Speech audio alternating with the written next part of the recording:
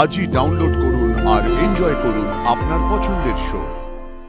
কলকাতার রাস্তাঘাট তো তুই চিনিস না, তুই একা একা যেতেও পারবি না। গিয়েছে ওখানে তোকে কলেজে নিয়ে যেতে। তাছাড়া আমি তো কথা দিয়েছি তোমার মা, সেই গয়না আমি কোনো না কোনো ভাবে ছাড়িয়ে আনবো। এ তো চারি আনবি আমি জানি, কিন্তু উপায়টা বুঝি ঠিক হলো নে। এইটাই কেবল কচকচ করছে। এতে আজ তোমার ভুল মনে হচ্ছে, খারাপ মনে হচ্ছে, দেখো কাল তোমার সেইটাই ঠিক মনে উচিত মনে হবে। জীবনে না ঠিক উপায়টা করা কখনো সহজ হয় না। তোমার কথায় কথায় বলো না কষ্ট করলে কেষ্ট মেল, এইটা তেমন। আমি কষ্ট করে টাকা জোগাড় করেছি, কষ্ট করে পড়াশুনো করেছি, এখন ডাক্তারও হবে, তখন কেষ্ট পাওয়ার মতনই ভালো লাগবে।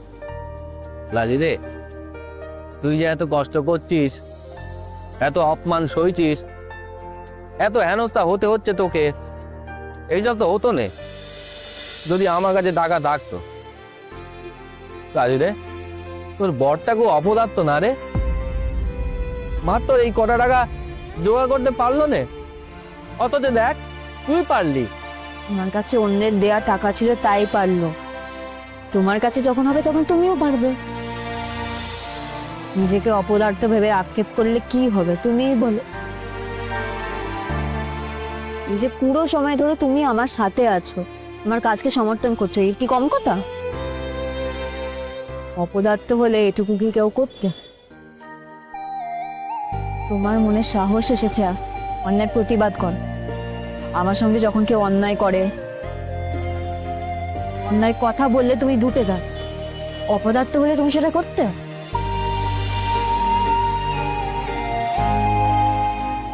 আচ্ছা লাজু, কিন্তু তুই যা বললি এইসব কি সত্যি হবে? কি আবার সত্যি হবে? এই যে টাকা, আমার কি কোনো কালে অত টাকা হবে রে? কেবল তুমি মনে এরকম সাহসটুকু রেখো, তাহলেই হবে। সাহস করে ভাব কি করে কি কর, কিভাবে ভবিষ্যৎ গোছাবে, কিভাবে বুদ্ধি করে চলবে বাবু, আর সেই মতন কাজ করো। দেখবে একদিন তোমার কাছে সবাই হাত। বাবা লাজু, তুই কেমন বড়দের মতো কথা বলছিস, কেমন বিজ্ঞ বিজ্ঞ কথা। আমি কি বড় নই না তুমি বড় নও? তবে আমার অভিজ্ঞতা বেশি, আমি দুনিয়াটাকে দেখেছি বেশি, তোমার মানুষও চিনেছি খানি, তাই এসে বই।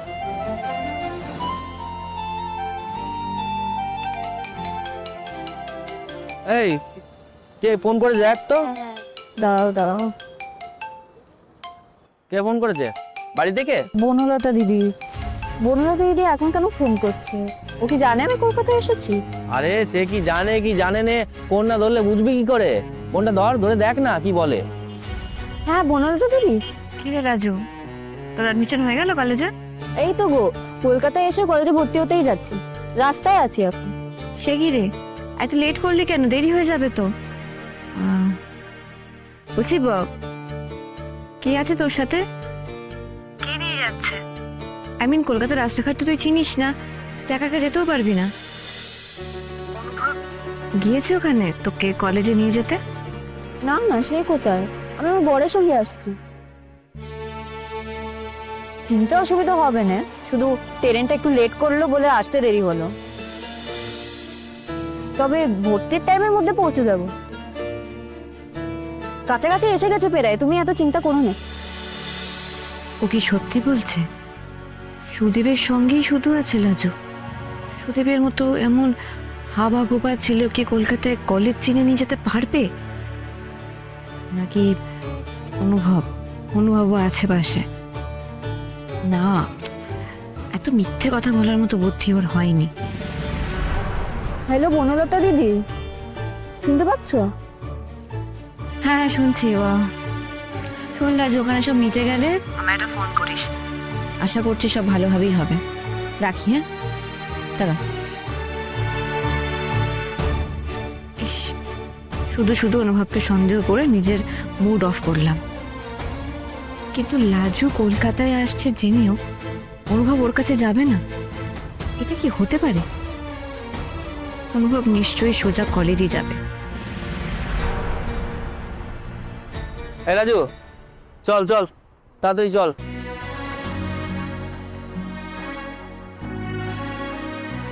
আচ্ছা, ওই লোকটা তো আমার সঙ্গে গত কটা দিনে ভর্তি নিয়ে কোনো কথা বললো না। ও নিশ্চয়ই জানে ওই কলেজে ভর্তি হতে এত এত টাকা লাগে। তাও একবারও তো জিজ্ঞেস করলো না, লাজু তুমি কি করে এত টাকা জোগাড় করছো? নাকি ভাবলো লাজু ওর কাছে টাকা চাইবে, সেই বইয়ে আর কিছু জিজ্ঞেস করেনি গো। না না, সে তেমন ভাববে না। ও লোকটা ভারী অন্যরকম। কেবল সেদিন কেন যে আমাকে এত কথা বললো কে জানে। আর আমিও যে কেন ঘাবড়ে গেলাম শুনে। না লাজু, ও লোকটা তারপর যা বলেছে সেটা আসল কথা। রাজুকে সব বলে আগে নিজের জীবনটা তৈরি করতে হবে, তার জন্যে নিজের সবটুকু দিয়ে দিতে হবে। ও রাজু, তুই কি এত ভাবছিস? হ্যাঁ, ওই দেখ কি বড় গেট রে বাবা। ওইটাই বোধ হয় তোর কলেজ। চল। হ্যাঁ চল।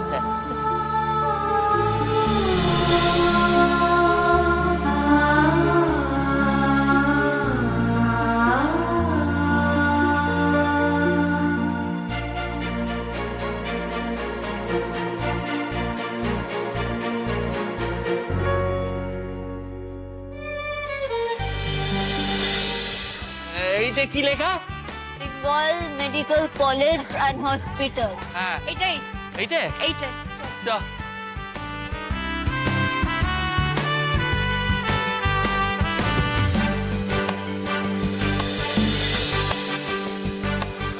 ও রাজু, এ তো কি বড় জায়গা রে। হ্যাঁ, কত লোকের ভিড় এখানে। রাজু, কেউ কারোর দিকে দেখছে না, কেউ কারোর কথা শুনছে না। রাজু রে, তুই এত ভিড়ে হারিয়ে যাবি নি তো? আচ্ছা ঠিক আছে, চ চ আমার সাথে চ।